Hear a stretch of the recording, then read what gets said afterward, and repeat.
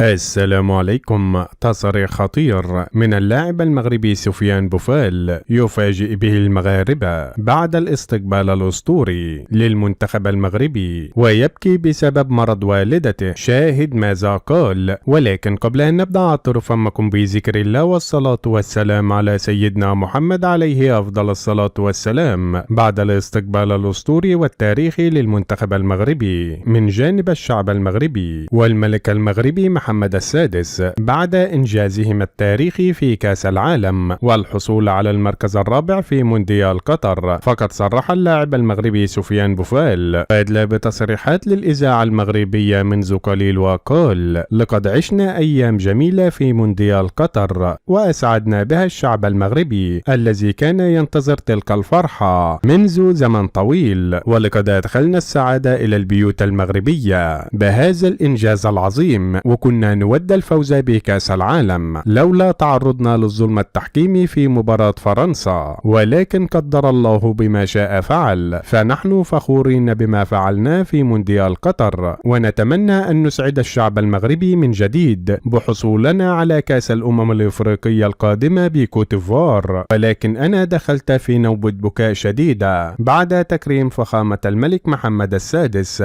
للمنتخب المغربي، لأن والدتي المريضة لم تحضر تلك التكريم، فوالدتي دائما تعطيني القوة قبل بداية المباريات وخاصة في مونديال قطر، فدائما كانت تقيم الليل وتدعو لي وتدعو لزملائي والمنتخب المغربي بالانتصار دائما، فنجاحي في كرة القدم بسبب دعاء والدتي، فهي مصدر قوتي وسعادتي ودائما أفتخر بها، وأدعو كل المغاربة الآن أن يدعوا لوالدتي لأنها بحالة خطيرة الآن في العناية المركزة، وأدعو الله أن يشفيها شفاء عاجلا. وفي النهاية عزيزي المشاهد، لا تنسى الدعاء لأم سفيان بوفال، ولا تنسى الإعجاب بهذا الفيديو والاشتراك في القناة ليصلكم جديدنا.